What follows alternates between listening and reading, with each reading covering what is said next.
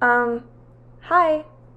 Alright, hello guys. If you're brand new to my channel, my name is Nikki, and this is my book nook.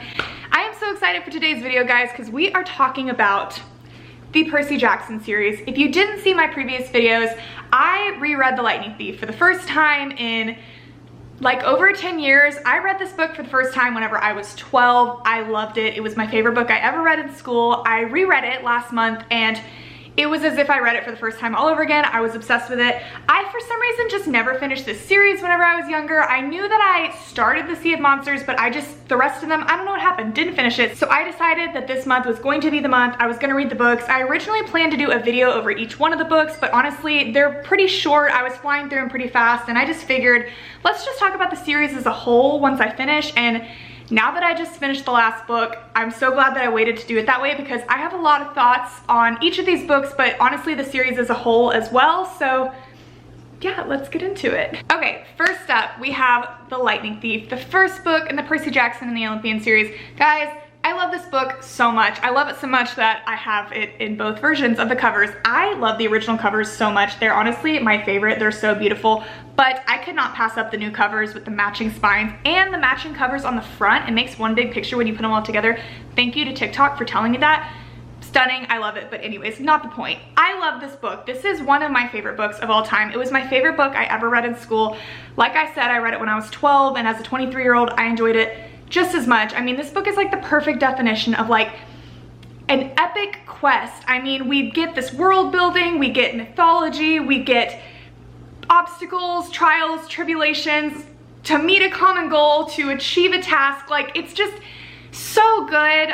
This book just gives me warm and fuzzy feelings. I know forever that it's going to be a comfort read for me. I'm not gonna harp on it for too long because I made an entire dedicated video to rereading this book. I'll link it right here. You can go watch it if you want to, but yes, this book completely 5 out of 5 stars for me. I love it so much.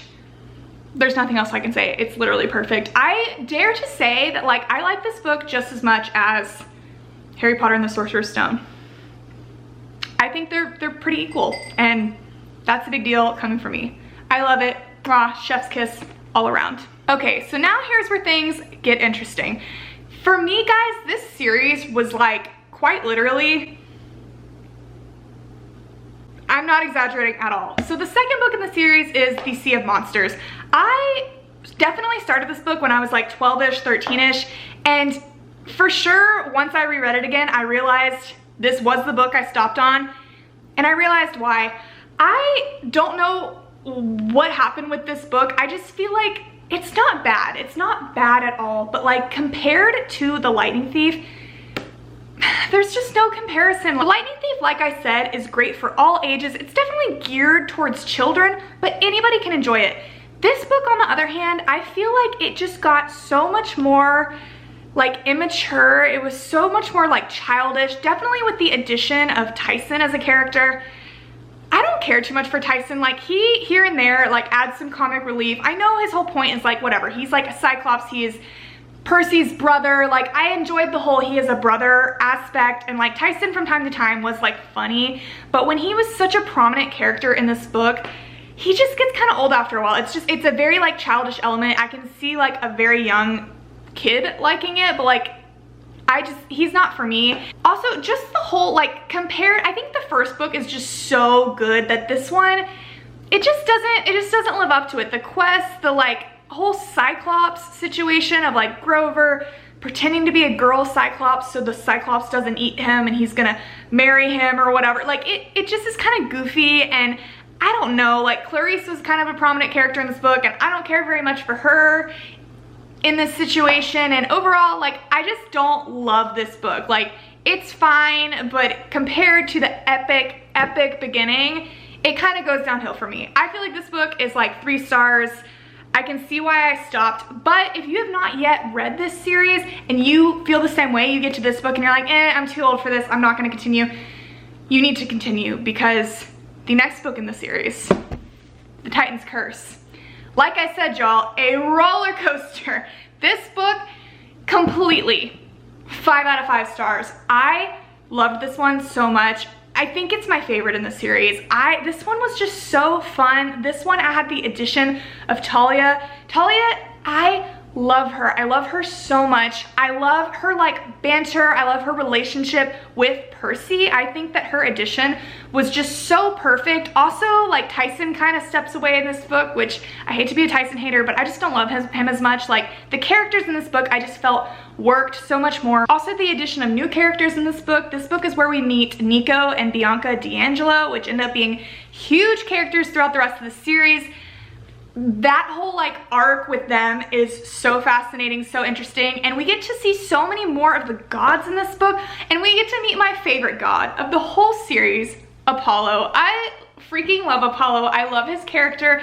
It's so funny because after I finished the first book, after I reread it, I took a quiz to see like which Greek god parent would, like which cabin would I be in at Camp Half-Blood, and I got Apollo, like 100% Apollo, and I was like, I mean, interesting, okay, just kind of random, like I just wouldn't think to pick Apollo, but it was so funny. He ended up being my favorite god out of all of them once I read him in the book. So I'm obsessed, totally team Apollo's cabin. Anyways, this book is so good. It is such an epic, like, twists and turns at the end whenever we realize that, like, it's Atlas, it's the general. Like, I just, the tie-ins of Greek mythology to this book were just so beautifully done, so, like, epic, equal to the first book. I loved it. This one was so good. The whole like oracle prophecy situation, like this book was just a beautiful chef's kiss wrapped in a beautiful bow, like perfect start to finish. I love the Titan's Curse so much.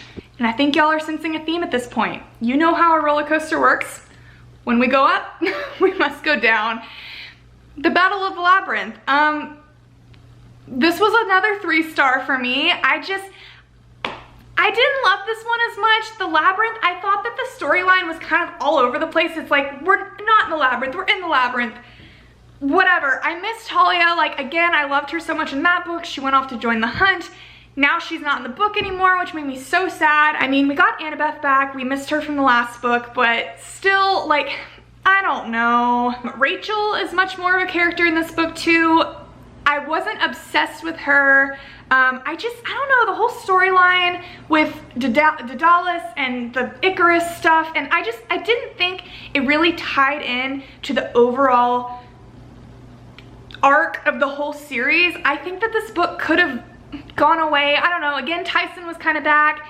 It felt kiddish again. It felt a little just, I don't know, kind of all over the place. Didn't hold my attention as much. It was still good. I think this one was better than the Sea of Monsters for sure. We're definitely seeing the characters mature more as we get into this book. Like Percy definitely is starting to develop some feelings for Annabeth. Like things are getting a lot crazier with like the Luke situation and Kronos. Like by the end of this book, it's like, okay, crap, like we're getting ready to go to war. Like it's definitely a very like necessary book in the arc of like, okay, now the next book is gonna be amazing. But overall, like, didn't love it as much. But y'all already know what I'm gonna say. The Last Olympian, the last book. Holy crap, 5 stars. This book was start to finish action. Like honestly, it was overwhelming at times. Like I was not even, I'm like, we have 300 pages left and I'm like, we're already like in this epic battle. Like bam, bam, bam, start to finish, just craziness, battling, like meeting all the characters coming back together. It was such an epic end to the series. I finished it so satisfied, on such a high. I finished it last night and I've just been like smiling ever since. Like I was just like, of course, like once I finished Battle of the Labyrinth, I was kind of like, oh, I was kind of down on the series for a minute, but totally redeemed itself.